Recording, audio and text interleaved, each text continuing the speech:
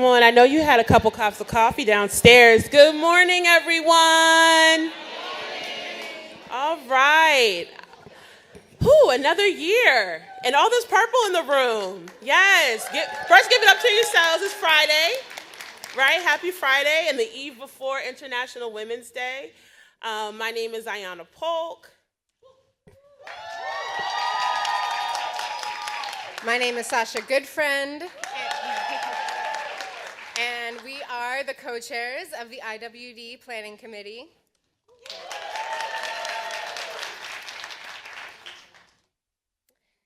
We are so grateful to be here today with all of you at Simmons University, gathering in the spirit of action, unity, and collective power. Before we dive in, let's just take a moment to breathe.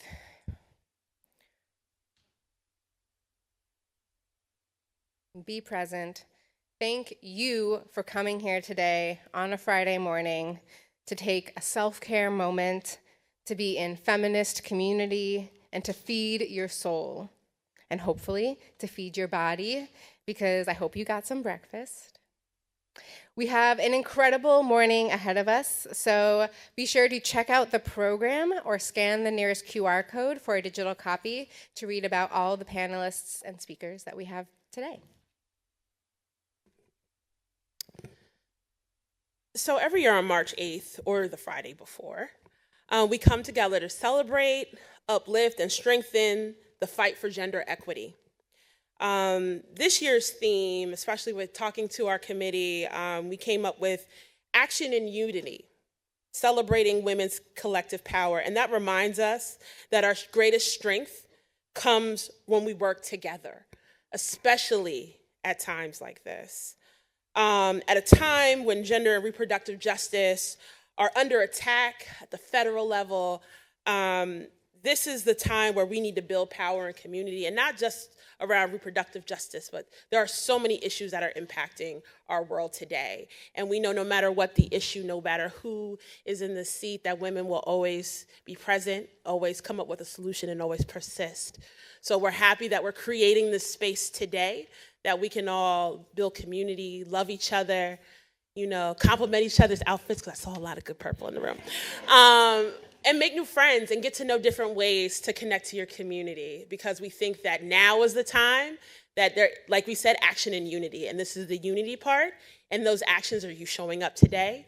These actions are you getting to know your fellow neighbor, these organizations who are fighting the cause, fighting the good fight on behalf of the causes that you believe in, and the ways that you can get involved too. Because I always say, we always think about the past and these tumultuous times, and we always think about what I would have done in that era, and I always say, if you're doing it now, that's what you would have done then. The fact that you're here is saying that you want to be a part of the solution and building a better future. So thank you all for showing up today.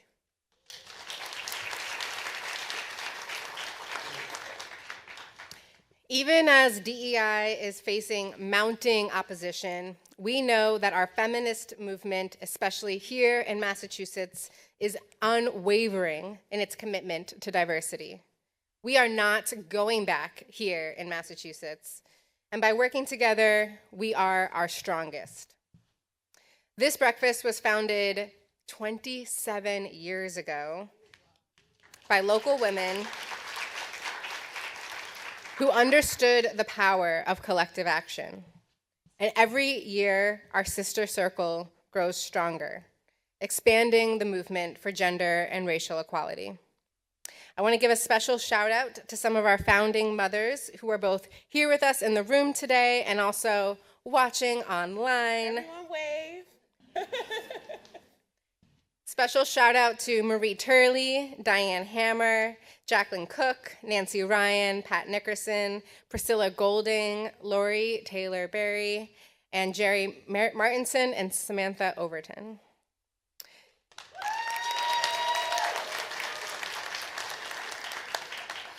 Today, more than 60 organizations are represented in this room.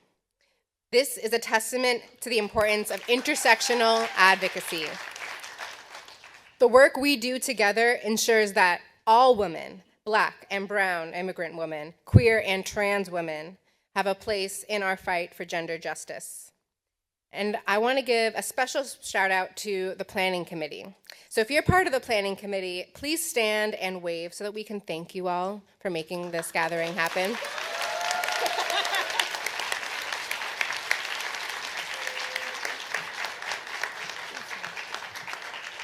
Yes, we've been on many planning calls throughout the year to make sure that this day happens flawlessly. So thank you so much to the Planning Committee for all of your contributions, your thoughts and your opinions to make sure that we can continue to grow.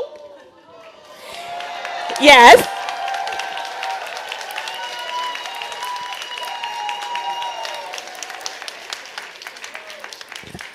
Special guest. See, I knew there was going to be, the newborn demographic should have been a thing this year. We should have had to listen to the babies. That's true. And also, personal point of privilege, Sasha is also a new mom. So I always love seeing that this is intergenerational, that, even as we become parents and caregivers and aunties and all the people that are around the next generation, we're making sure that we're making brighter opportunities for our littlest feminists. So really excited that everyone can come see. So you can bring anybody next year.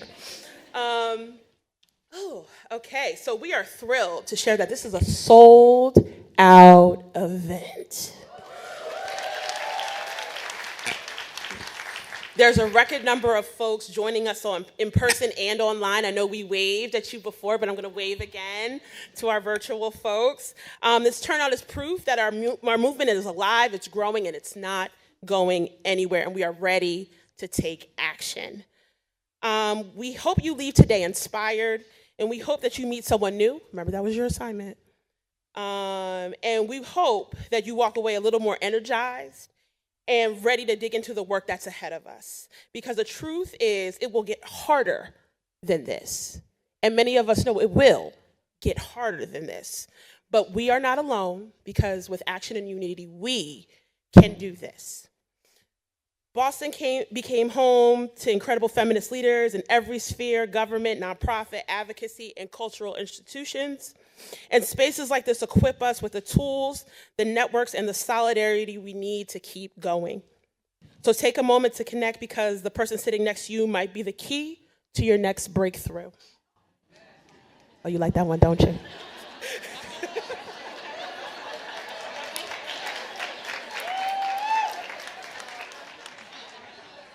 See, this is what it's all about. This is what we came here for, the feminist community, because this work doesn't just start and end today. This is just one moment in a 365 days a year fight that we're going to be in. But before we get into that, I wanted to share our deep gratitude to Simmons University, where we are right now.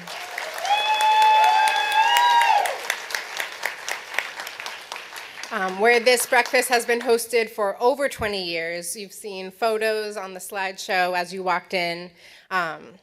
Simmons is an institution with a long tradition of empowering women leaders and has hosted this breakfast, as I just said. Each year, their commitment only deepens. And especially right now, when misinformation threatens the very foundation of learning and efforts to advance equity are being undermined, women-centered universities like Simmons are more critical than ever. These institutions don't just educate, they cultivate leadership, amplify marginalized voices, and foster environments where truth and justice are central to academic inquiry. As a Simmons alum, I experienced that myself.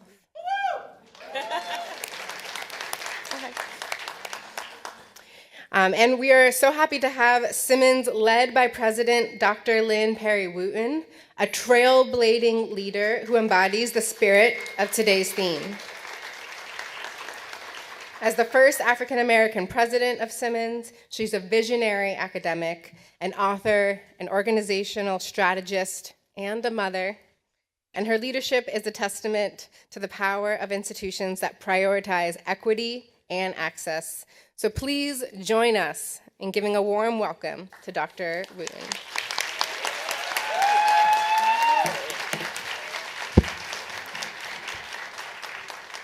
Good morning, and thank you for that welcome to Simmons University. It is an honor to host International Women's Day. We have a tremendous group of individuals and organizations who are doing the crucial work throughout the region to advance equity and equality for women and girls. I have to first thank my mayor. Thank you so much, Mayor Michelle Wood.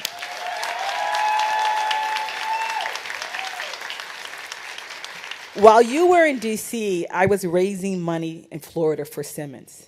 And everywhere I went, I was sharing your posts, I was sharing your videos, I was sharing how proud we are for your leadership and for your advocacy on this great city. Thank you for the first daughter. Thank you for advocating for my daughter. Thank you for advocating for the women of Simmons. Thank you for advocating for all of the women in Boston. Thank you.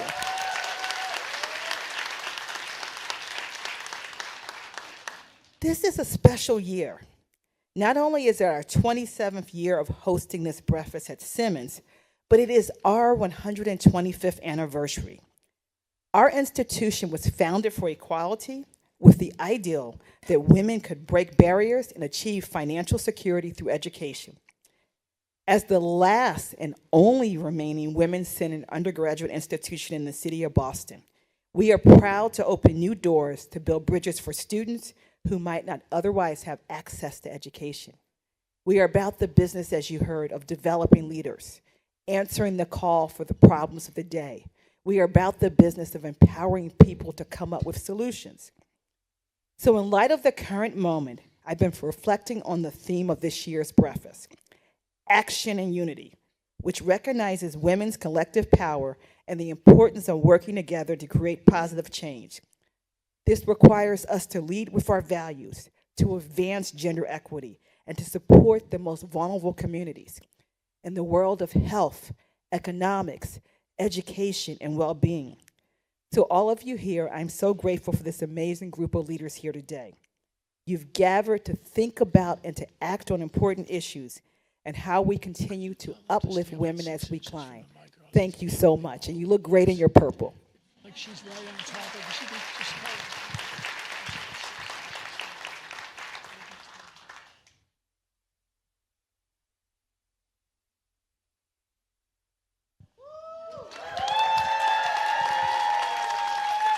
Good morning, everyone. Happy International Women's Day.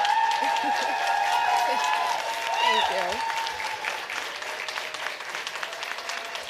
I love you all. Thank you so much. It's good to be home. It is good to be home. So, actually, my husband and I had flown into DC 2 nights before so we could get settled with the baby and be ready for the hearing, which started early, a couple days later. And my team had been really trying to take care of me and you're going to be exhausted. It's going to be a full day when you come back. Actually, the irony was yesterday, the day that I came back, I went to the doctor for my postpartum checkup. It's that, 6 weeks after you have the baby, you go to the doctor and you get the sign off that you're recovered enough to go back to work. And I had to fill out the surveys, the check-in surveys that were like, in the last 7 days, have you felt anxious? In the last 7 days, have you not been sleeping well? I was like, I don't know how to fill this out. But we had actually pre-taped a video for this event because my team was like, you're going to be too tired to do anything. We have a full day today, etc. But after what I went through and after getting home, I was like, there's no way I'm not going to be in here in person with all of you.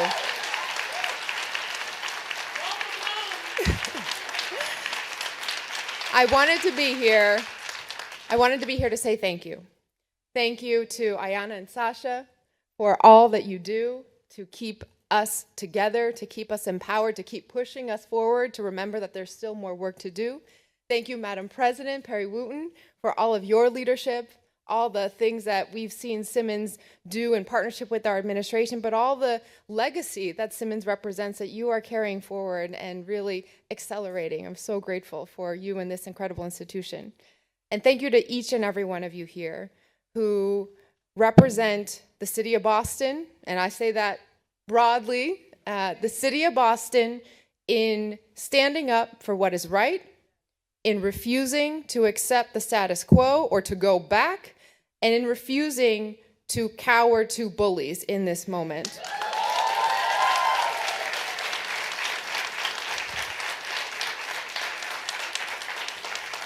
There were many moments from the hearing that, has been talked about in the news, and it was a little bit surreal being there for all of it. But there was one moment that I don't think really got noticed that I just want to share with this room.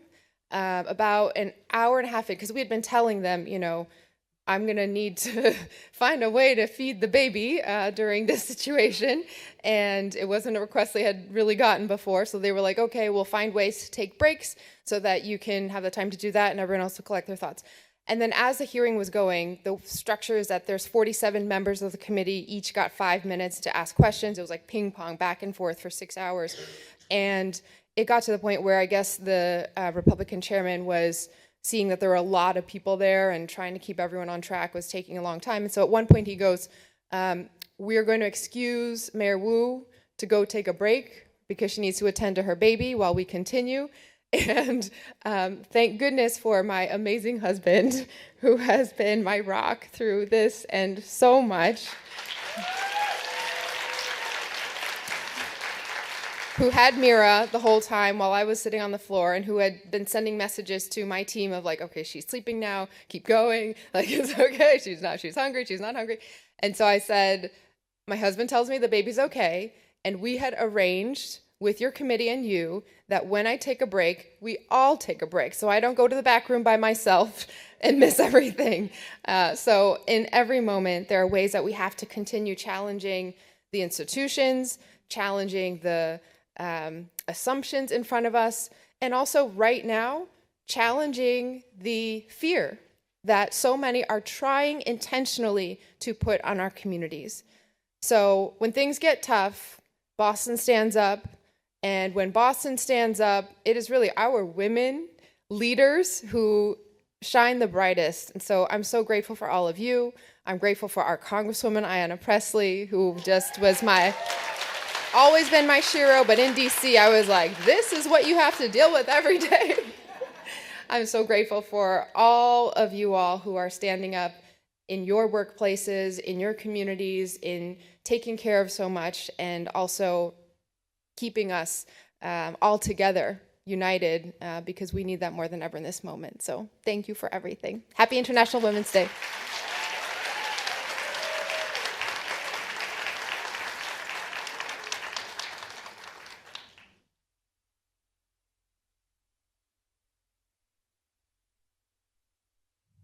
Hi, everyone, and welcome to Boston's 27th Annual International Women's Day Breakfast. Thank you to Mass Now, to President Hensey, and the Board of Directors. Thank you also to Sasha and Kyla. Thank you all for being here this morning. Massachusetts is proud to be a state of firsts, the first public park, public library, public school, and I'm proud to be part of the first two-woman team in the corner office with our fabulous Lieutenant Governor, Kim Driscoll. The theme of this year's breakfast is Action in Unity, celebrating women's collective power. Together with all the phenomenal women leading at the state level and in Congress, in our cabinet, and in our communities, we're showing that when we work together, we deliver better results. We've expanded access to maternal health care, including midwives, doulas, and birth centers. We stabilized and grew our childcare system so more parents, but especially moms, can get back to the careers they love. We made wage transparency the law to make sure that women are getting paid equal for equal work. And we stood up for reproductive care. We protected medication abortion, and we defended patients and providers in our state. At the same time, we made historic investments in education, housing, transportation, infrastructure, and our economy. It's not a coincidence that Massachusetts is ranked the best state for women, the best state to have a baby, and the best state to raise a family. I know this is a challenging time, and there are people out there who want to take us back to a time when we have fewer rights than our mothers and grandmothers. But know that Massachusetts will lead the way forward and champion the future that our girls and women deserve. Once again, thank you all for being here and for everything that you do in our state. Happy International Women's Day.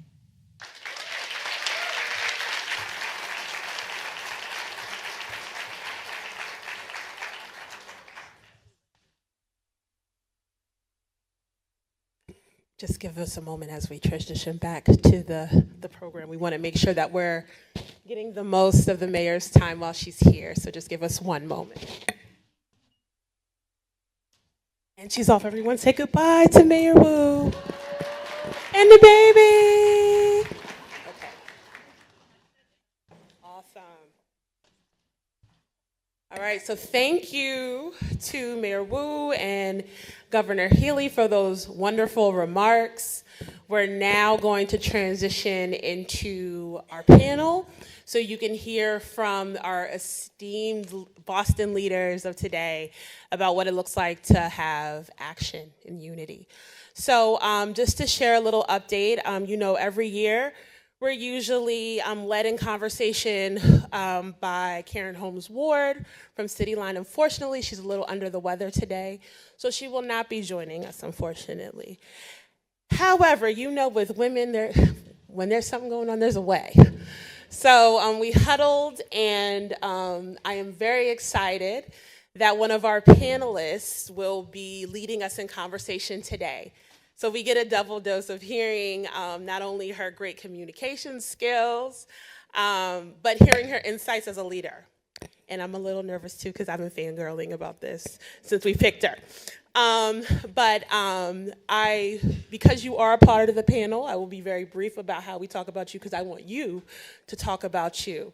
But if anything, I am going to share not the virtual. I'm so used to doing virtual events. I know I'm still in COVID. Sharing the stage with a great woman, a great voice, and someone who makes sure that everyone in Boston can see themselves in the future and keeps us connected. So, and she's also my soror. Shout out to Delta Sigma Theta Sorority Incorporated. I do that every year. I'm sorry, I have to do it. But without further ado, I would love to introduce Colette Phillips. Please join me up here today. Thank you.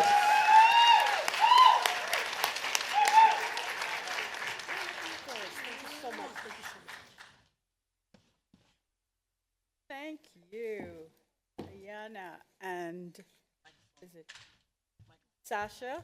Yes, and President Wooten.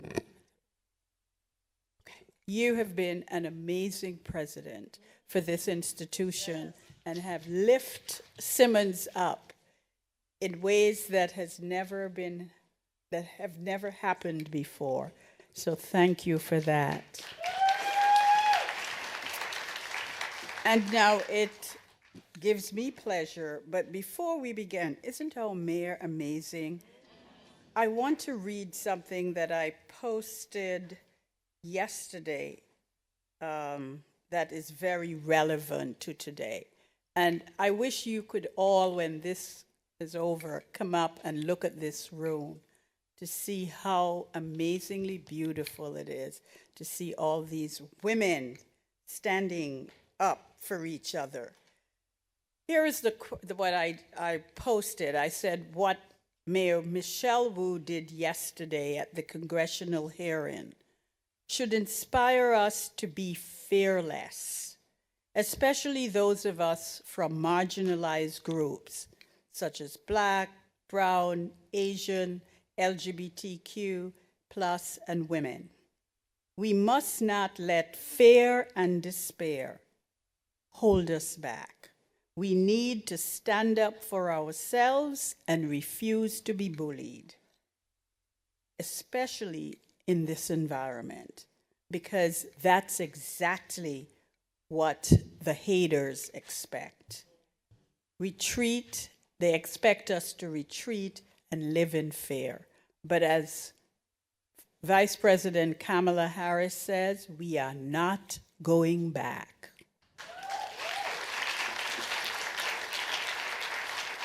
And now it gives me great pleasure to bring to our stage my fellow panelists, who are an amazing group of women. We have a powerhouse panel, and you guys have been doing this for 27 years. So I am really impressed. And there are still more wonderful women out there to do really good work. I would be remiss if I did not call out on today's historical day another history maker in the room, in addition to President Wooten, and that is Charlotte Gola Ritchie, who was the first Black woman to run for mayor in this city. And she happens to be one of my best friends. Reverend Clementina Cherry, please come to the stage. She is the president and CEO of the Louis D. Brown Peace Institute, a woman who took scars and turned them into stars, and a fearless advocate for nonviolence and for women and for our youth. Thank you, Reverend Cherry, for all you did. To my next dear friend, Freddie Kay, who is also a fearless advocate for women, so much so that she decided she was going to found a Women's History Center so that our stories can be told. And so, Freddie,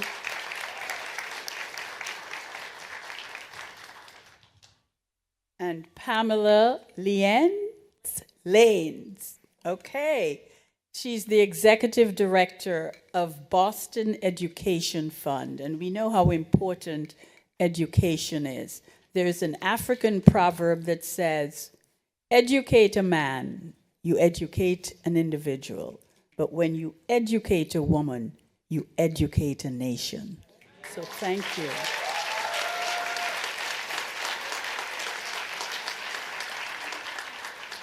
So before we begin, so I get to play Oprah today. And I also get to be on the panel, so I am doing double duty. And let's send a prayer and to our thoughts to our sister Karen Holmes Ward, who was under the weather and could not be here today. To start, could each of you share why you became involved in the work that you do today and briefly describe the work of your organization? And I'm going to start with you, Reverend Cherry. Honor it is.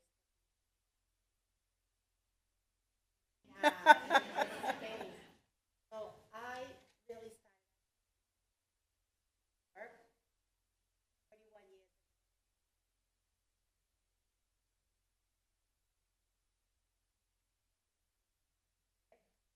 A. Lewis walked.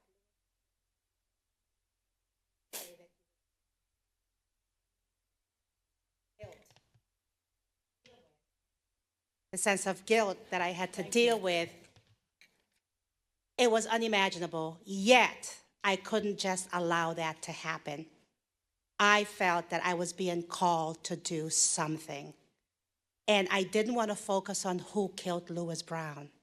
I wanted people to know who Lewis Brown was and the many Lewis Brown that are within our community and that have left this world. So I started the Peace Institute.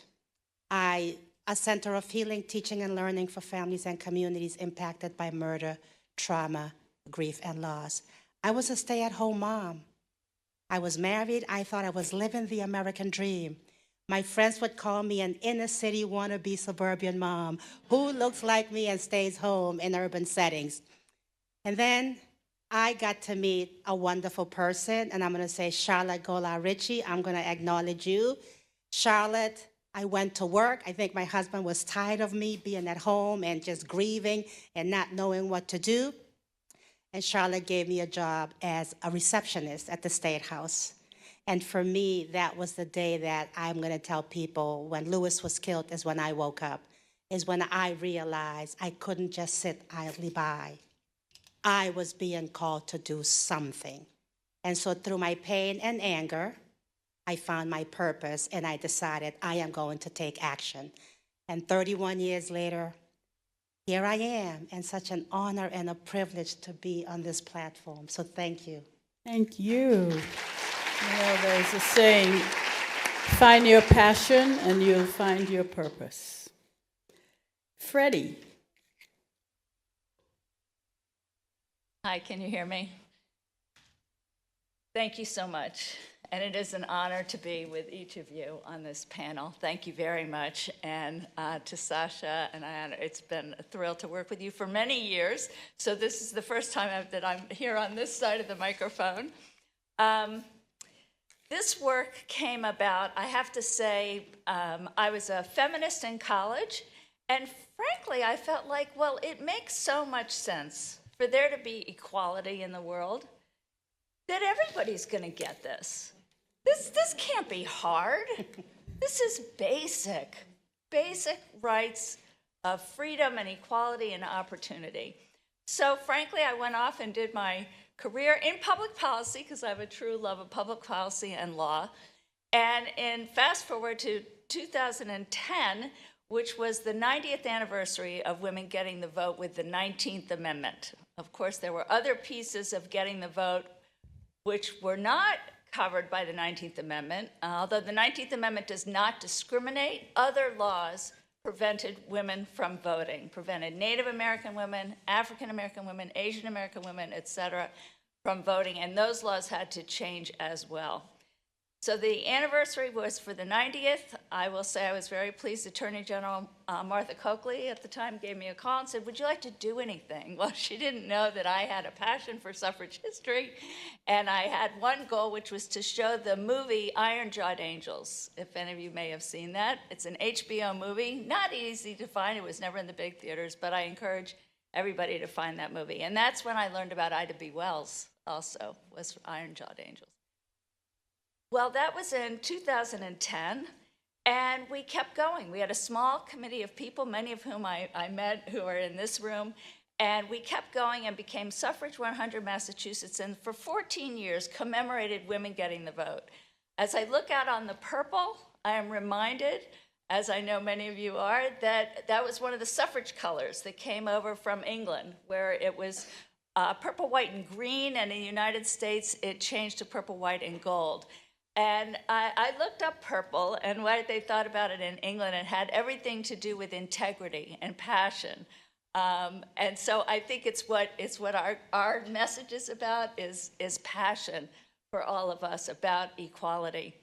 Long story short, then 2020 was the centennial, the 100th anniversary. We were leading up to that. And we had had many events. Many of you here today have joined us at the Swan Boats for our annual Women's Equality Day event, and movie screenings that we've had and so forth during the years. But 2020 was the pandemic. We had to cancel our march, where Sasha, we had worked on lining up the city to be able to do that. We had to cancel it. And so, lemonade out of lemons, we made a film. And Katrina Huffler-Armand is here. She's in the film that we made back in 2020, and it's still today on our website.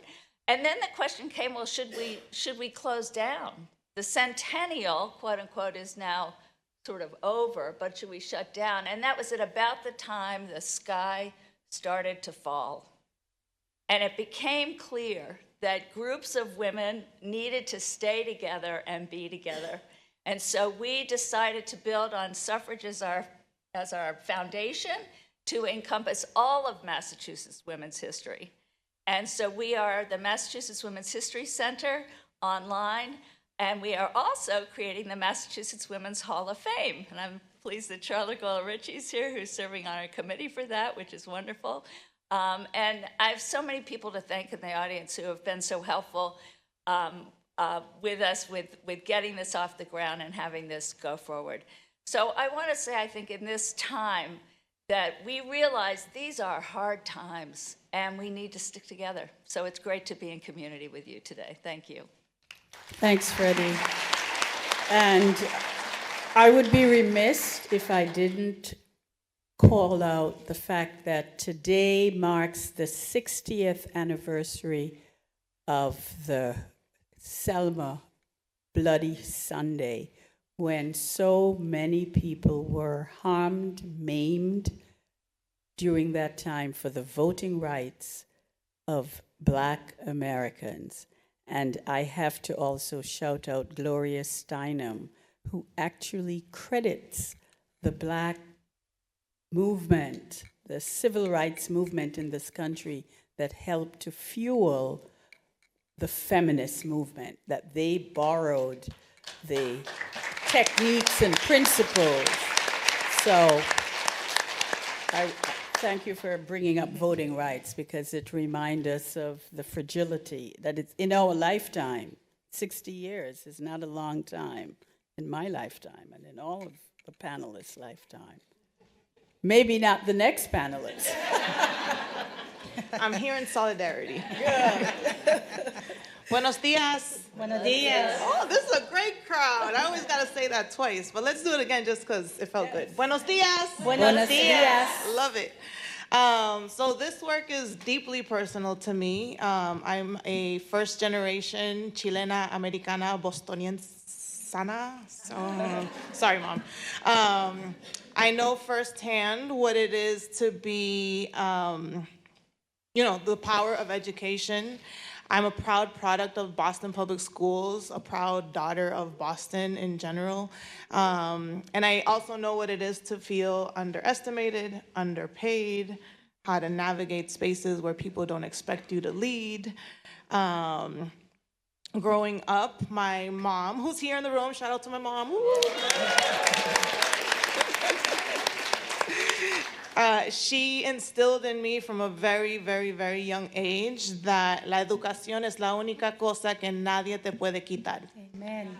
So, translation, education is the only thing that no one can take away from you. So that's always been, ingrained in my everyday life, and so I knew the importance of education. Again, I went to Boston Public Schools. I did graduate from Boston Latin School, very proud of that.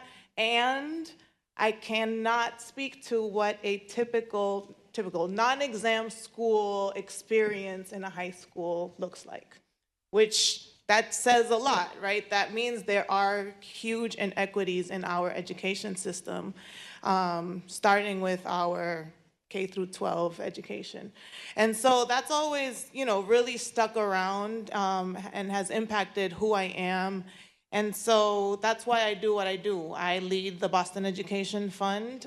We are the nonprofit organization that helps support and bring in philanthropic funding to support Boston Public Schools in general.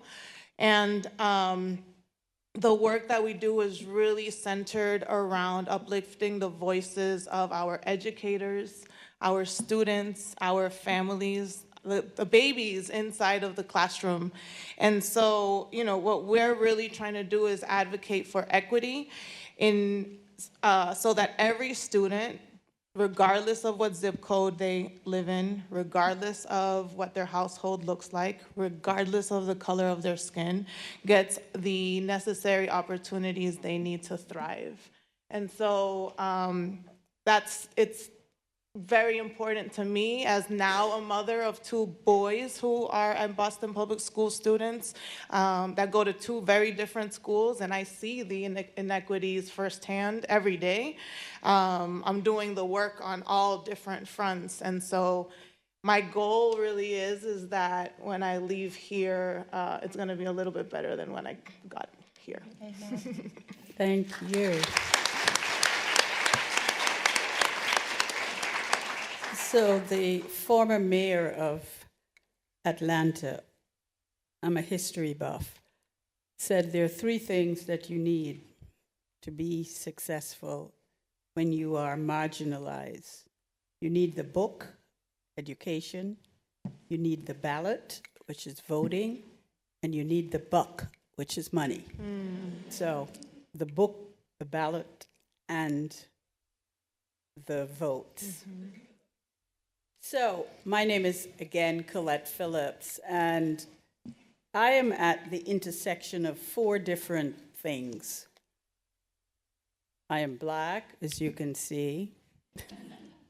I'm a woman, which you can see.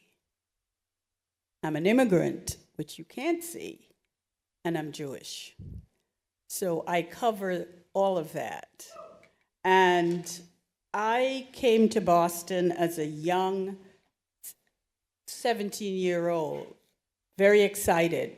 Boston is the cradle of America. It's the birthplace of America. And so I was very excited to be here. And I came here just after busing. So imagine the excitement, great expectation, and then great disappointment. And I graduated from Emerson College.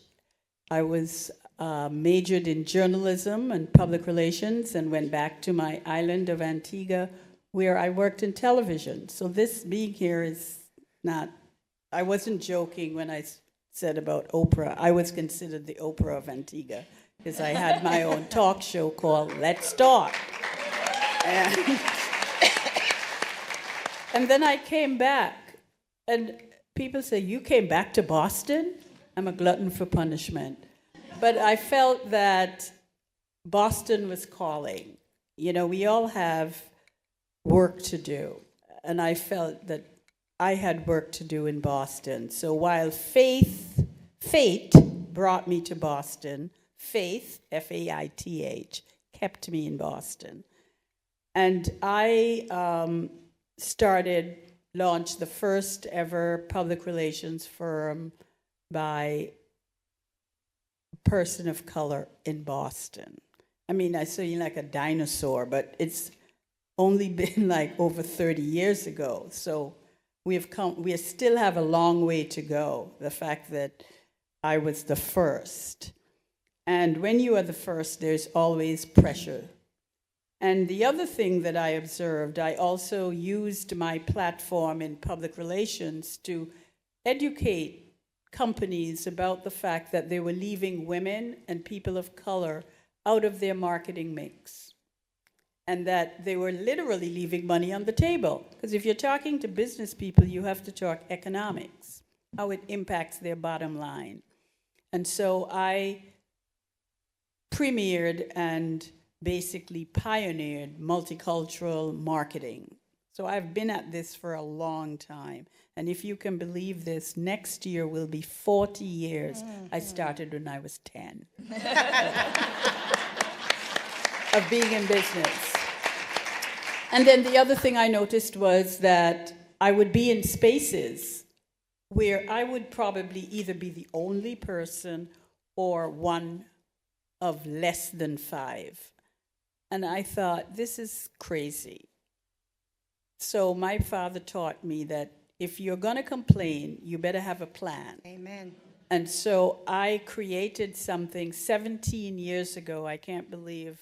And interestingly enough, you talk about Charlotte. Charlotte was the head of neighborhood development. And at the time, the Menino mayoral administration gave small grants to businesses that would hire people in Boston or was doing something. And she was the one who really, so I am the mother, she's the godmother of Get Connected, and Get Connected was formed to bring people together, one, across cultural lines, and also to create specialized lists to demonstrate and show the contributions that people of color make to not only Boston, but to the Commonwealth. There are people in this room like Gary and President Wooten who have made the list because I want people to be able to see us and not say, well, where are they? We can't find them. Well, here they are. Amen.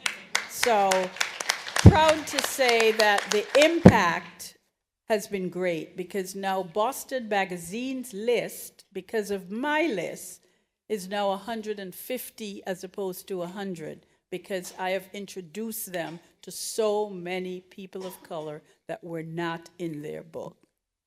So their lists. So I am so thrilled to be here, and I'll share more as we go through, because I also was a pioneer in diversity, equity, and inclusion, and I'll tell you about that when it's my turn. But now let me turn it back over to Reverend Cherry. So let me ask you this question.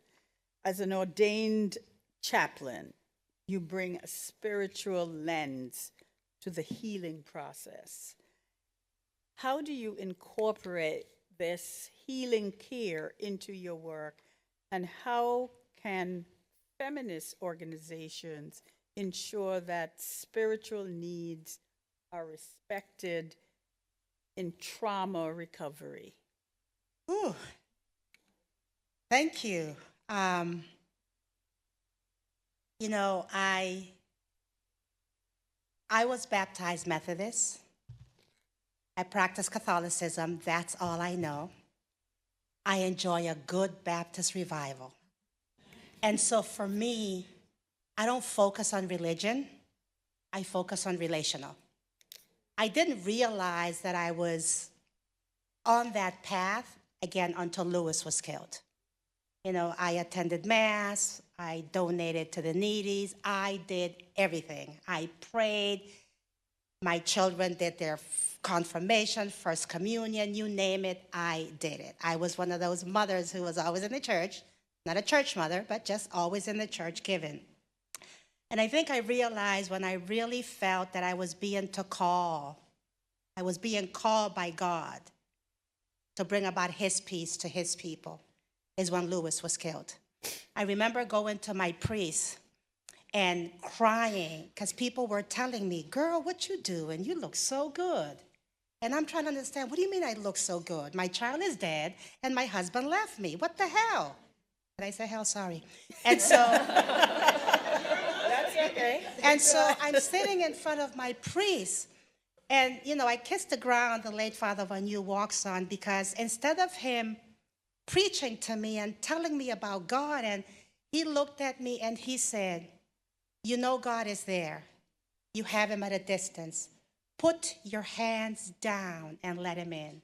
Wow. And when I put my hands down, oh, it was like this weight was taken off of me. And I'm looking at the Father and I'm saying, but how and why? And he says, just ask God. And I remember just saying to God, what do you want from me? He says, you will teach my peace to my people. And I laughed. Catholics, we can't be women ministers. Yet I asked how. I was guided to John 14:27. Peace I leave with you, my peace I give to you. I do not give it as the world does. Do not let your hearts be troubled, and do not be afraid. That was a gift that I realized I possess all the time. So I decided to open that gift and live that gift and be at that gift. I had to feed myself first.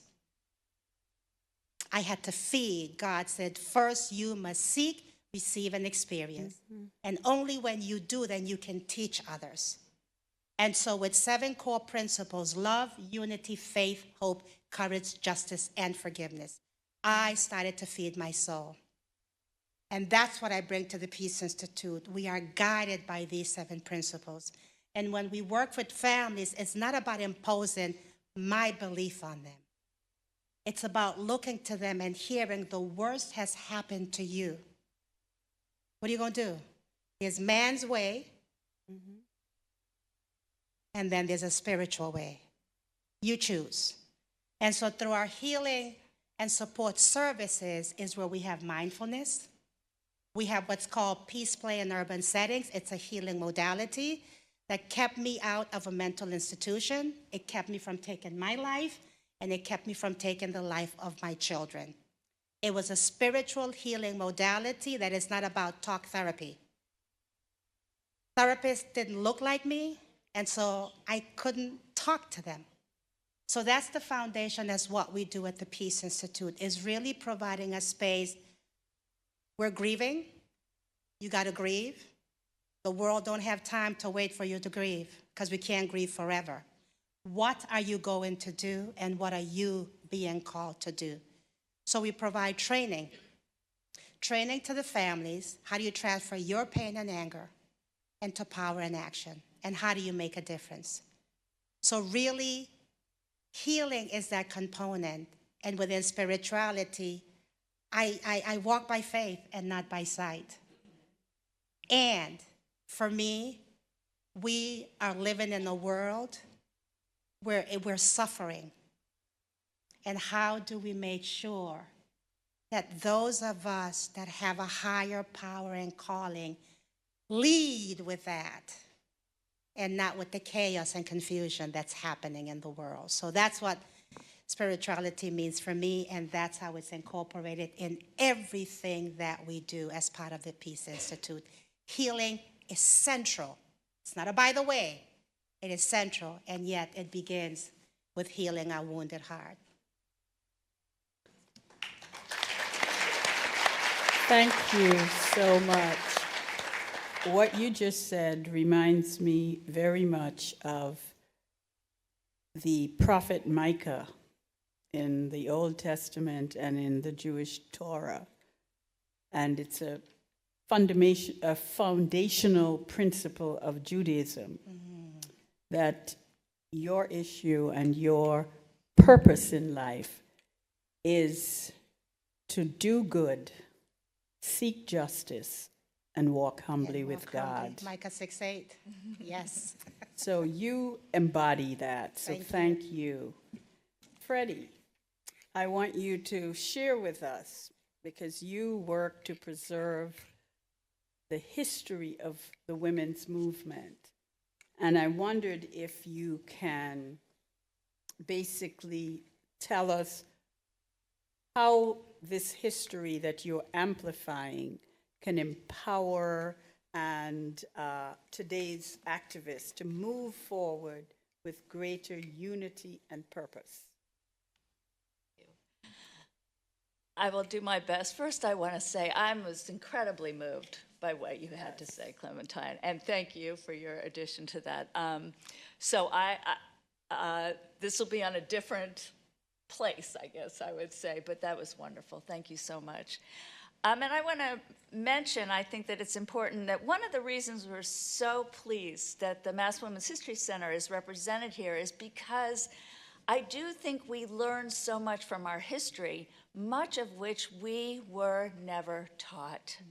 We do not know about women's history or Black history or other, we do not. Native American history, Asian, Latina, we do not. And that's a problem. That is a real problem. I think it's a real problem because I think of women today as International Women's Day. We have sisters around the world, many of whom are in pain. They are in their homes in pain. They are struggling in their individual lives, and sometimes they may have no place to go or the ability to even share that. But I think it's important that we know, we reach out to them, maybe it's spiritual, to say, you know, we feel you. We know that women have something in common, our lives, something about our lives. And so it's important for us to be together. And our role in this, I feel like, for the Mass Women's History Center is to amplify and to fill in those blanks.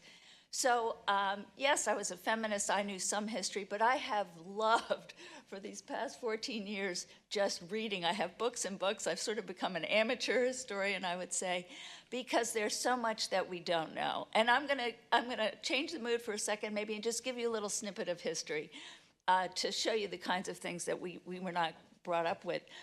Many of you can think back. Unfortunately, it's timely. January 2017. Where were we?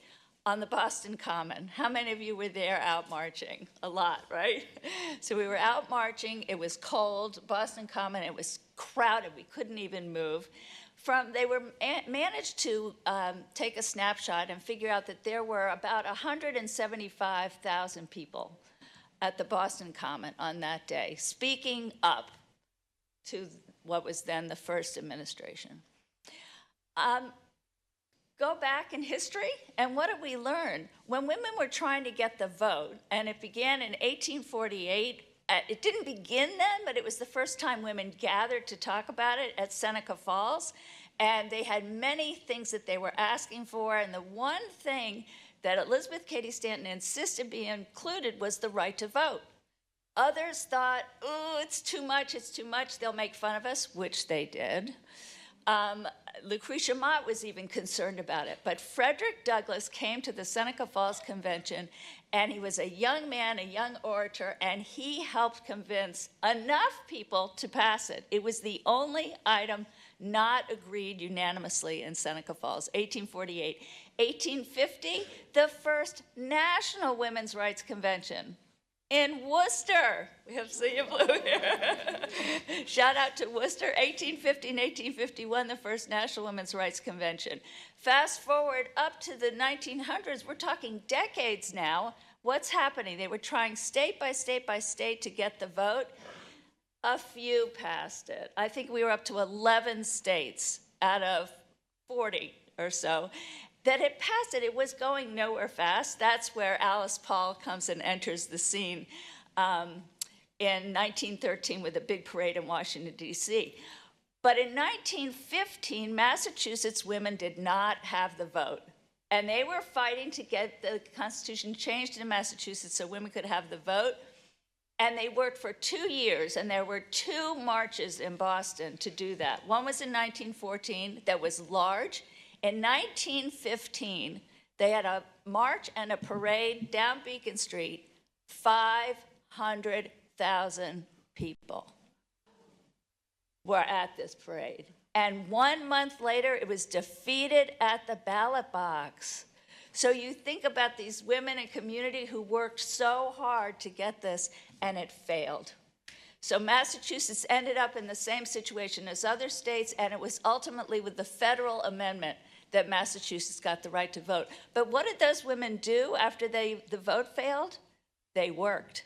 And actually, they worked hard to change their elected officials so that when it came to a vote, Massachusetts was on the right side of history, and we became the 8th state to ratify the amendment. So I share that story. There are so many like those, just to say that there were women before us who worked together in unity to try to make change, and we need to be together like today. Thank you very much. Thanks, Freddie. So true. Margaret Thatcher, who she and her politics could never be further away, the late Prime Minister of England, says, when you want something said, you ask a man. But if you want something done, you ask a woman. Put a woman in charge. Pamela, can you tell us, with education right now being under attack, can you believe that? Education is the basis of how people get out of poverty, how they grow, and yet there are people who are attacking education, who canceled the student debt bill that the president passed. They are now putting a stop on that. So I want you to address that issue around how do we ensure young people, and in particular young women, that they have access to the resources and education they need to be future leaders and change makers in our city, state, and country. Thank you for that.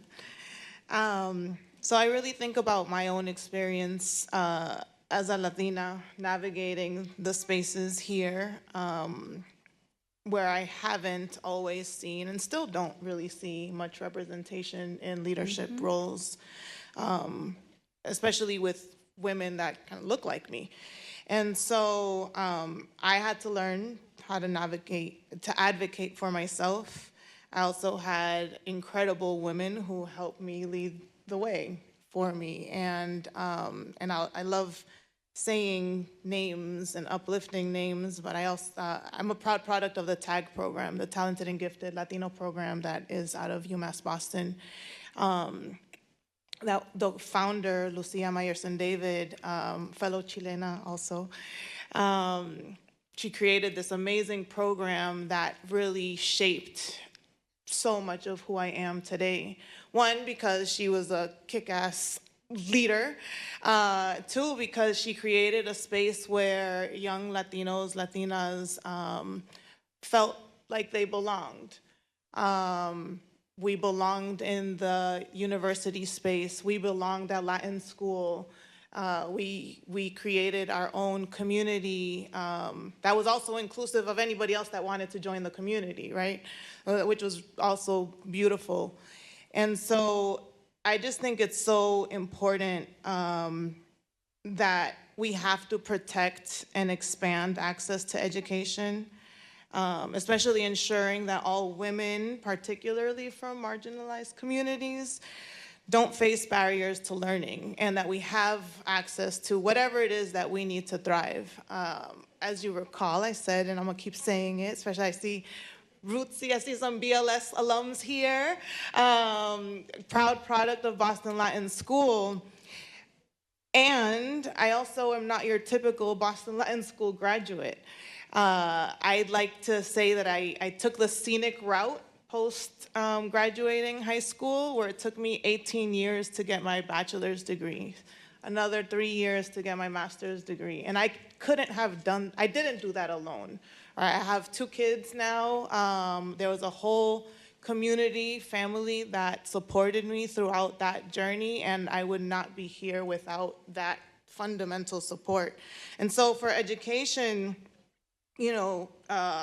mentorship, leadership development, and representation, I also would not be here if it wasn't for the few folks that believed in me and took a risk in hiring the tattooed girl that doesn't speak very eloquently, or, I just come into every room as my authentic self. And for anyone that does know me,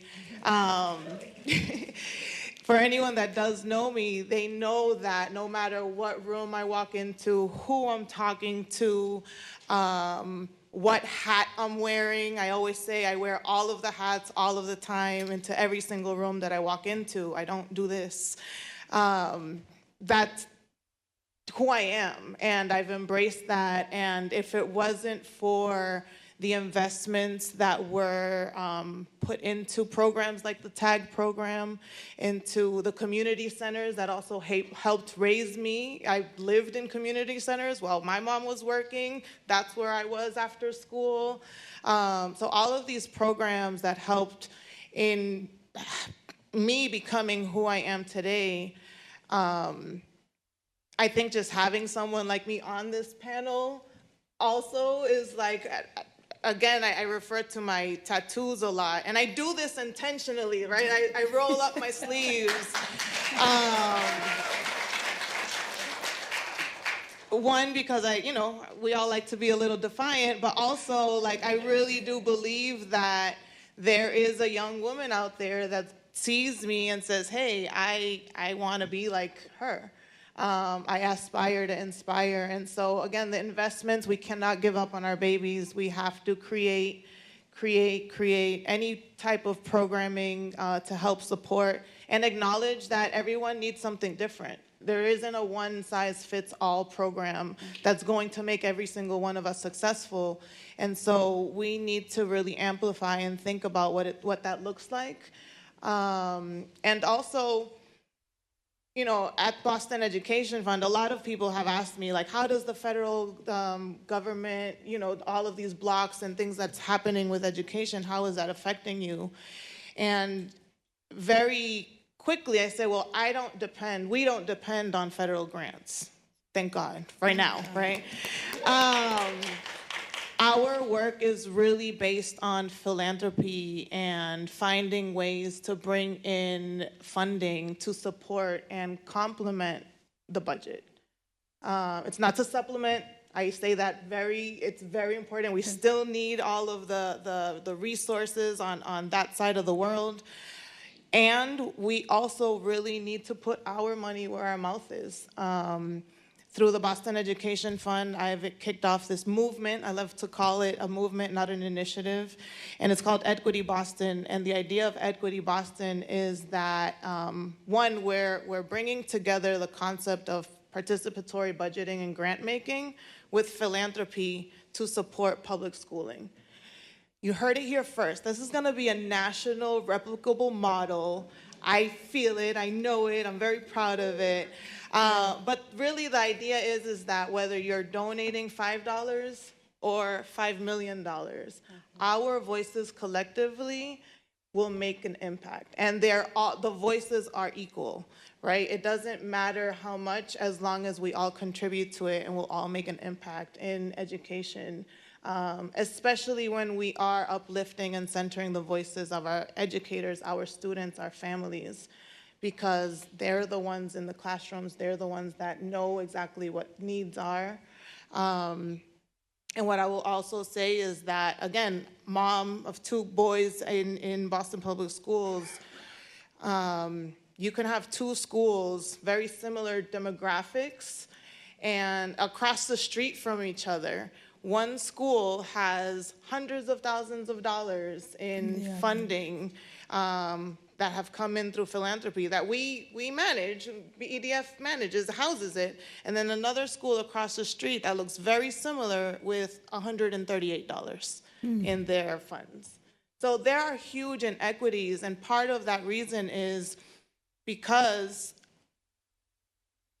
the resources that go into that school are only as good as the people that are in that school during that time. And so what a lot of folks don't necessarily see, or maybe we don't really speak about it, is that me, for example, I come with the privilege of how I know how to navigate resources. I know it's what I do. I get paid to do this. And so those resources, that knowledge that I have, I bring it to the parent councils, right, for the schools that my kids are in. But once my kids age out of the classroom or out of that school and it goes to the next school, that goes with me, right? Unless, I would like to think that I do a good enough job that some of it stays and they're just going to get better. But that's the reality in terms of how we as parents, as caretakers, can really make an impact into making sure that resources are available to our babies all the time, no matter what you're doing. So all that to say is, don't forget about the babies. Thank you. Well, let me give another shout out to another history maker in the room. Like, this is a room of history makers. We have the president of the Boston City Council, first Haitian American, Ruthie Lejeune.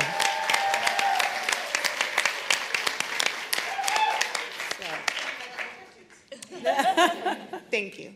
My next one's going to say, Ruthie. So this is my panelist hat on. And as we all know, diversity, equity, and inclusion is under tremendous attack, where there are movements now. Well, it's been banned by the federal government, and they're putting pressure on corporate America to abandon and higher ed, to just wipe it out. And I have been in this space for, as I told you, close to 40 years, 4 decades. And so for me, it is really unacceptable because I think it has been weaponized, demonized, and politicized, using it as a punching bag to punch back the rights that women and people of color have achieved in this country to this date. And the question that was posed is, how do we respond to this challenge? So I'm going to tell you, last year, I started working with a group in Washington called the Rabin Group, and it's a group that was started by the former Deputy Attorney General under Clinton in Washington, and they are very prominent, very good at what they do, and I've been working with them for a whole year. And what they did is they basically engaged a research firm to look into DEI. This was right before the election. And interestingly enough, they did across the spectrum of political. They had the right, the centrist, and independent, and liberals. And when you ask the right about DEI, they hated it. But they couldn't tell you what it's about. They just know they didn't like it. But when they ask the question individually, well, are you for diversity? Of course I'm for diversity. We are a diverse country. Well, are you for equality and fairness and equal rights, that everybody should be treated the same? Are you crazy? Who's not for equality and equal rights and fairness? And then you say, well, what about inclusion? They say, well, America is a place where everybody is supposed to be included. Nobody likes exclusion. So they came up with a messaging guide that says to stop using the acronym DEI. And when you use the term, spell it out. Diversity, equity, and inclusion. So tell me which one of those you don't like. Is it diversity? Is it inclusion? Is it equity? What don't you like about it? You have to engage people. So here's what I wrote a whole book. Little did I know when I started writing this book during the pandemic that DEI was going to become, diversity, equity, and inclusion was going to become such a topic, a hot topic. And so my perspective on diversity, equity, and inclusion, how I try to educate people, is to lay it out and to say, it's not a zero-sum game. It's not musical chairs. So when the music stops, if you're not in front of a chair, you fall out. You're out of the game. It is a Thanksgiving table. And what do we do at Thanksgiving? We cook more food, we expand our table, we bring more chairs in, and everybody has a seat and everybody has a meal. That's what DEI is about, leveling the playing field. It's not about replacement, it's not about reverse racism. And the other thing that I try to explain to people is to break it down. I said diversity, equity, and inclusion is about the differently abled young man or woman who is a bagger at your local grocery store. It is about your coworker who is on maternity leave early because she has to be on bed rest to protect the health of her child. It is your cousin's son or daughter who has autism and needs to be in a school with special teachers who understand that. It is your next door neighbor who is a veteran who fought for the freedoms that we enjoy in this country. So when you talk about diversity, equity, and inclusion, it really is about all of us. It's not about just women or people of color or LGBTQ plus individuals. It's about everybody. Diversity, equity, and inclusion is about ensuring no person is discriminated against because of their background, because of their circumstances, how they look, who they love, or anything. It's about everybody. And diversity, equity, and inclusion matters. That's what it's about. It's not reverse racism, because who is damaged? I can tell you what white racism does to black people. It prevents us from education. It prevents us from voting, because we now have the voting rights held up in the Congress. It prevents us from housing, from economic equity. But if I were to ask you the question, if you say there is black or people of color racism, how does that impact white people in this country? Anybody?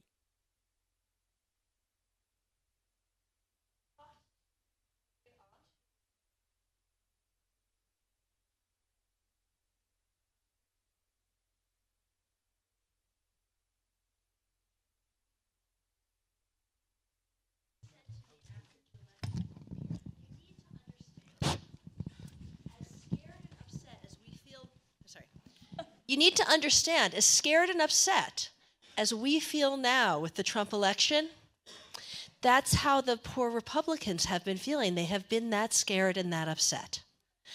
I'm not saying this justifies anything, but I am saying that the fear-mongering that is being directed at us is directed by the same people at their own people to say that they are in the target.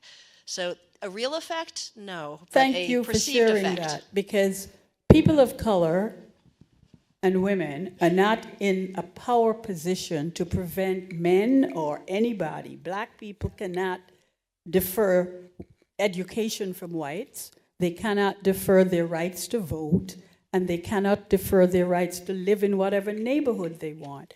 That's what racism does. It's structural. It is systemic, and it's institutional, and we have to break it down and get rid of it. And that's why I'm so proud to see men. We have two young men in this room, Gary and one of my colleagues, and the men back there working on making sure this is captured, because we need male allies. They're the ones who sit, especially white men, they sit in the power seats.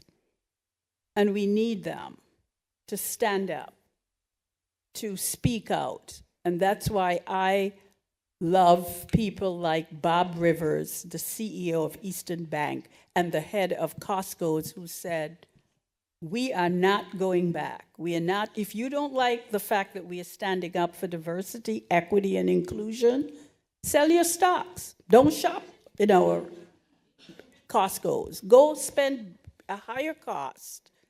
And that's okay with us. That's the kind of courage we need from our corporate leaders, because we certainly aren't getting it from our politicals. Woo-hoo! So I think we are at 11:35, and if we can quickly, I'm going to ask one question. No. You were looking at me. I'm looking at your beautiful face. If we can quickly answer a question, I'm going to ask all the panelists. Just, see if we can go up to 11:40, but do it real fast.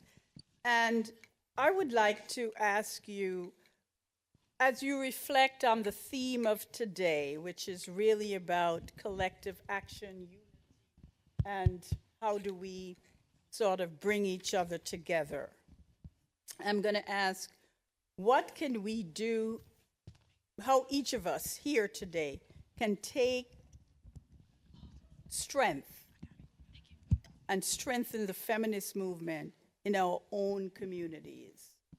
Quickly. I'm only just have going to 5 say, minutes. listen, amplify, and act. Thank you. Well said. I'll be quick also and add to that. Look to the women of the past and allies as well for inspiration. They've been in dark places also, and they give us inspiration. And I love the last line, or a line in the musical Stuffs, and the song is called "Keep Marching." And one of the lines is, progress is possible, but not guaranteed. And we have to keep marching. Thank you.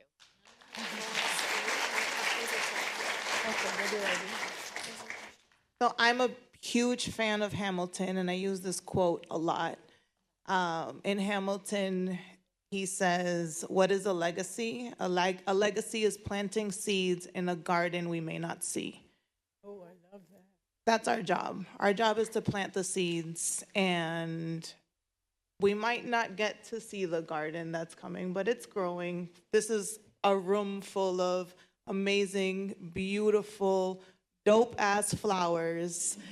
And so, just keep going, keep working, keep doing the good and fighting the good fight. And I think that, the world is going to be, I have hope, and not lose hope. I think that's really important too. So keep planting those seeds, and then just know that the garden that we're creating is blooming, and we're part of that. Thank you. And my hope is that we can tell the truth. And sometimes telling truth makes us very uncomfortable. But life begins at the end of our comfort zone. So this is not about blaming, shaming, or guilting. So let me preface this by that. And I want to say to our white sisters in the room that we have to address the issue of gender and race. Because the women of color in this room, we can't change our gender, and we can't change how we look. For the last 3 elections, white women voters have consistently voted for Donald Trump in a great majority, over 50. So they chose their race over their gender. Even in some states where they voted to protect reproductive rights, but didn't vote for Kamala Harris. So we have to confront those and tell the truth. And we have to, if we are going to have a collaborative relationship, we have to be able to be honest with each other. Because relationships, regardless whether it's a marriage, a work environment, a friendship, is built on 3 things. First, you gotta know somebody. You have to like them. But more importantly, you have to trust them. And the way you build trust, right now, I will tell you that women of color, they may not be saying it to you, but we are saying it among ourselves, do not feel trusting of our white sisters because we have been disappointed too frequently. So that's my message. It's not a message of a Debbie Downer. It's how do we collectively work together and lift each other up? Because in order to move this movement forward, you need allies. And the women of color, when we work together with our white sisters, we can move mountains because we are stronger together.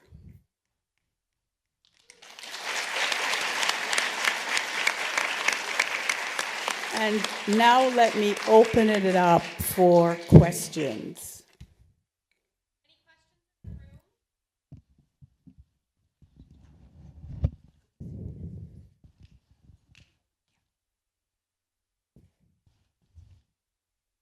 Testing?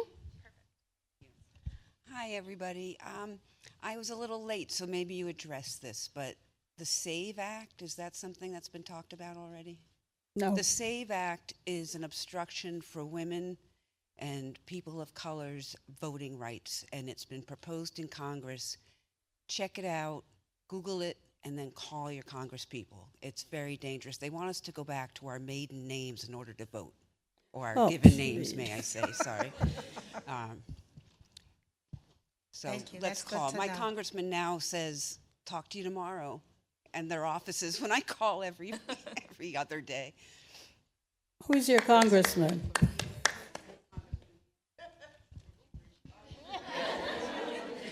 Maybe you should run for Congress. There you go.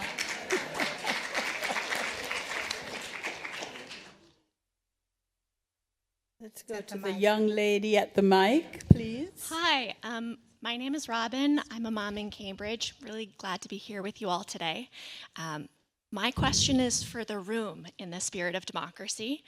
Will you all help me in claiming the right to vote for children and boys? This is the continuation of the Votes for Women campaign. It's the Votes for Children campaign. Thank you. Okay. Okay. So Pamela, one of the things that you said, I would say almost made me cry, and you're going to be surprised at what it was. It was the importance of community centers in your life. So one of the hats I wear is I'm Ellen Cross-Grossman, I'm the executive secretary of the Allston-Brighton Chamber of Commerce. Our only community center has been closed because that's sort of what's going on by us. And we have Ruth Z's support, we have Liz Braden's support, we have lots of support for something different to happen, but it's not happening, and it's coming down hardest on our kids and our families. And so I would say to you and to other folks, what can we do at the community level, and what do we need to be doing to support our kids and our families, like making sure that Allston-Brighton has at least one open community center? Get Harvard involved. Harvard is a very mixed bag partner for us in Allston-Brighton. They do some great things, and then they leave buildings vacant and make our neighborhood less valuable and less safe and less pleasant to be in, because they land bank for the long haul. And when you land bank for the long haul, the fake realty sign in front of the vacant building that's vacant for 10 years, you're going to build something 10 or 20 years from now. And so I just have to say, it's a huge pain point for us that we don't have our needs met, and everyone's like, oh, but you have Harvard and BC and BU. You all will be okay. We're not.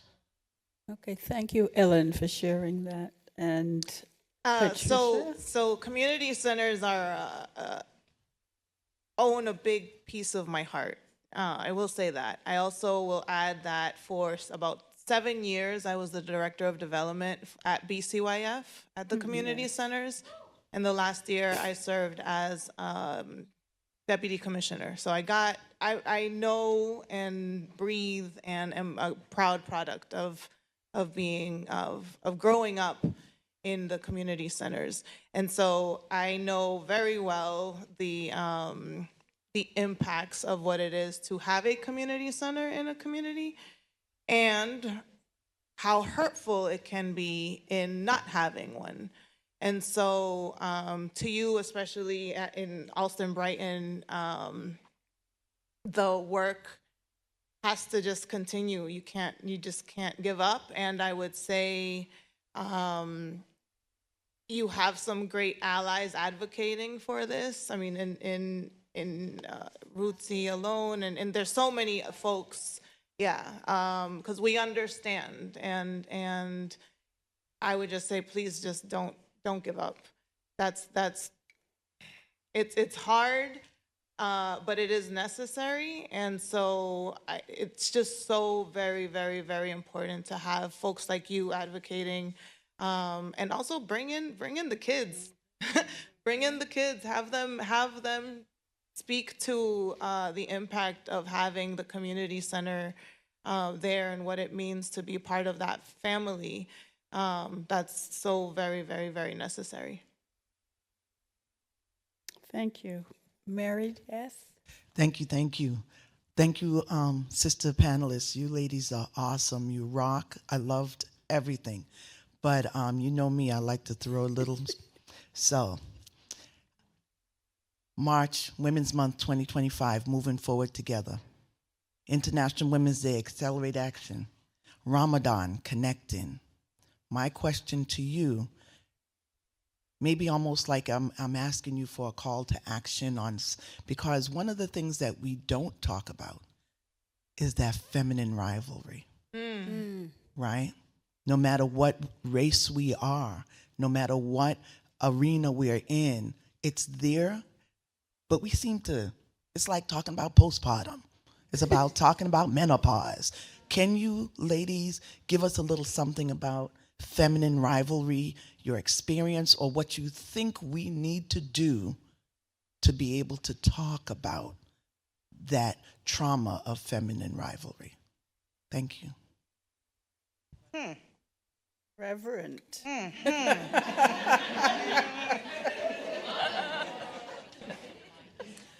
That is an amazing question.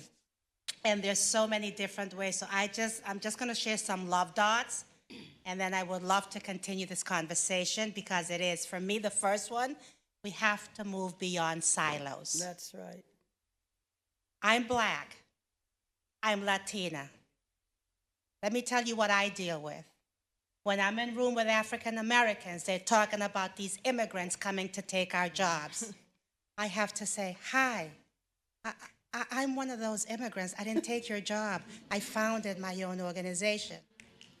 When I'm in the room with my Latina sisters, I don't look like them. This is what I hear. ¿Qué está haciendo esta negra aquí? You all know what that means, right? Yep. And so I have to say, estoy aquí porque soy de Honduras. And so that's where we have to. I know racism is there. I look at colorism and culturism. Because when they come, they ain't going to ask where we from. That's right. So that's the first thing I'm going to say. 2, create more cross-generational leadership opportunities. Yeah. Who are we coaching and guiding and bringing with us? 3, invest in healing as a strategy for justice.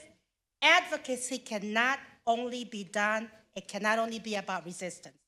4, hold institutional accountables. In Boston, the more murder, the more money comes to this city, where it comes from police, prosecution, and prison. It is us as women who are losing our boys and girls at both ends.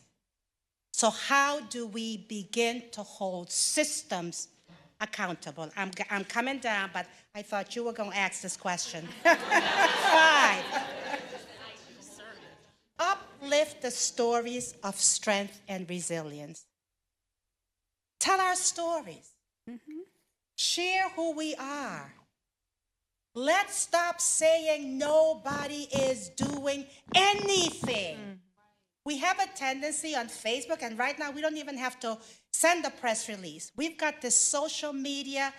How do we begin to uplift the stories of women?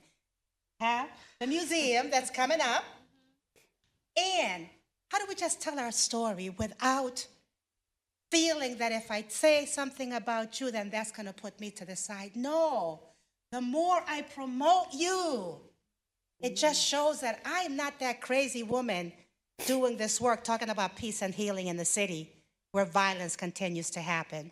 So those, for me, are my 5 love dots that I want to share. And then, you know, Mary, let's keep showing up. I am in awe of you. Where'd she go? She asked the question. Where'd she go? She left. Mary. Like, Mary, come back. You know, so the idea is we are all doing amazing work, regardless of our color, of our class, of our culture, and of the community that we come from. So that's the action that I invite all of us. When you hear somebody saying something on Facebook, nobody's doing anything, we got to do. Right. Ask the question, what are you doing and how can I be of service to you? That's it. Freddie, do you want to add anything to that? Well, my first thought is to say, what she said. That was beautiful. The one thought I have about all of us, and it's so wonderful to be here together, we don't do this, we do it once a year, and which is wonderful. But I think about communication, and what is our communication between us so that we can continue to be collaborative, that we can find ways to collaborate more on a regular basis. Because we're all busy. Everybody's working so hard. I have to give a big shout out to my team that came today, Maureen, Pat, Charisse, Alana. Folks, thank you so much for coming and all your work. And everybody's working so hard to find time and space so that we can collaborate more together. Thank you. Cindy Rowe from JALSA, Jewish Alliance for Law and Social Justice. A social alliance, yes. Thank you, my good friends on the panel. So my question is really around DEI and the destruction that it will really cause to all aspects of our mission. Our mission is very broad: social, economic, environmental, and racial justice. And as we see these attacks on DEI, and what they are doing to democracy and what they are doing to all the social and economic justice causes we work on, we are horrified and we don't want to stay there. We want to move into action. So my question to you folks is to start thinking about how we do move into action. What are things that you are thinking about that we all can rally around to make Boston a stronghold in keeping with DEI principles? Well, let me grab that, since I think one of the things we have to do is really rally allies, because we can't do it alone. Mm-hmm. We need the people who sit in the seats of power, and I'm so disappointed to hear your congressperson. I mean, what was he elected to do? Oh. That's still sad. Talk to me now. Exactly. We need people to take action. I'll vote for you tomorrow. Yes. Thanks, Patricia. Absolutely. I'll vote for you tomorrow. No, I think we have to think about this and think about allyship. And also, we need to use our collective voices, because, and I thank you for asking that question, Cindy, because it seems like the only people I'm seeing on social media, and I want to give a shout out to some very brave, courageous white women who have been calling out the fact that white women need to stand up more. 76% of the people who are in DEI position are white. Not just women, but white. So contrary to popular belief that the chief diversity officers or the chief people officers in corporate organizations or organizations in general are people of color, it's not.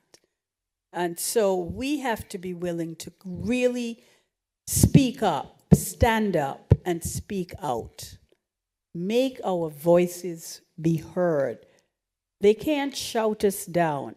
Because I truly believe that this so-called MAGA group is a vocal minority. We need to call out the silent majority. You know, Dr. King once said that when everything is done, we are not going to remember all the things that were done to us. What will stand with us is the silence of our friends. So all of us should leave here today thinking about who are we going to engage with to be an ally for us, to be an advocate, to stand up for us, and to speak out. Anybody? Before we close this out, I don't want people to leave here feeling hopeless and despair. I want to give you a sense of hope. So here is something I wrote a couple of years ago that I want you to take away with you in your heart. May you always carry with you the love of humanity of Mahatma Gandhi, the passion for civil rights and social justice like Dr. Martin Luther King Jr., the willingness to stand up for what is right like Rosa Parks, the dignity and respect for all people like Nelson Mandela, the humility and compassion of Mother Teresa, the courage to listen, lean in, and lead with your heart of Anwar Sadat, and the hope, forgiveness, and optimism of Anne Frank. Can I add?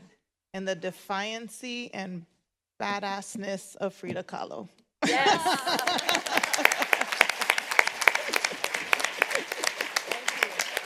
Thank you.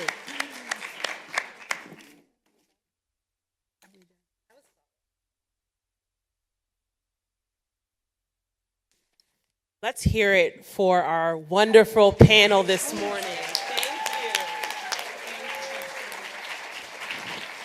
Can you believe that Colette emceed last minute? That's incredible. It's like we're ready to do this before we even asked you. Thank you to the Oprah of Antigua. My heart is so full to have been so encouraged and to learn so much history today from our panel. My heart is so full to be in community with all of you. I have met some new faces. I've been able to meet people in person that I've been emailing with online for years, and that's what today is all about. So I hope you also got to meet someone new that you can work with in community, because we have a lot of work ahead of us. Yes, then the list keeps growing, because you know it never stops with women. So I every day, I always love doing this event every year because I always feel so full. I love seeing the smiling faces. I love seeing just people come together. Like, this is just like, ooh, my adrenaline has been running since this morning. But, okay, yes, we're going to party in a minute. But I want to say that these four women here are such great examples of sometimes you don't need a yes from someone else because you know where your yes is coming from, and that's from inside. They had the tenacity and the vision to move forward and inspire others. So I want you all to leave inspired today. I know we talked about the things, about how the world is right now, no matter what you believe or where you are. I know we're all feeling it.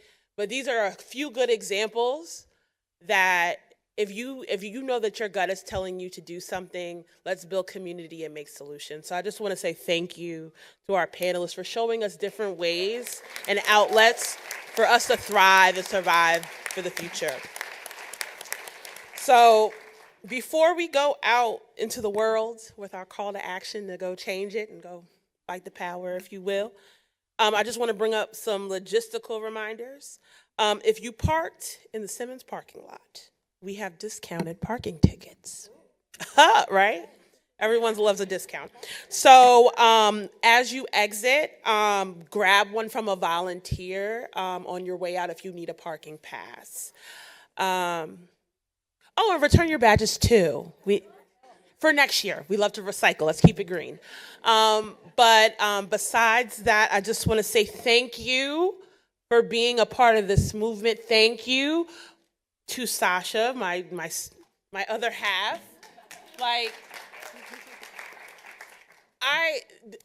Leading this breakfast and bringing all these people together it makes me feel so full, because I think in a world when we're told that we can't do much because of who we are, where we came from, the education that we have, who we don't have access to, that there is not a way.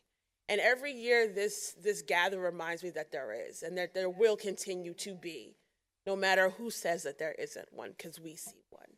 So again, thank you for trusting myself and Sasha for bringing us all together today. And happy International Women's Day.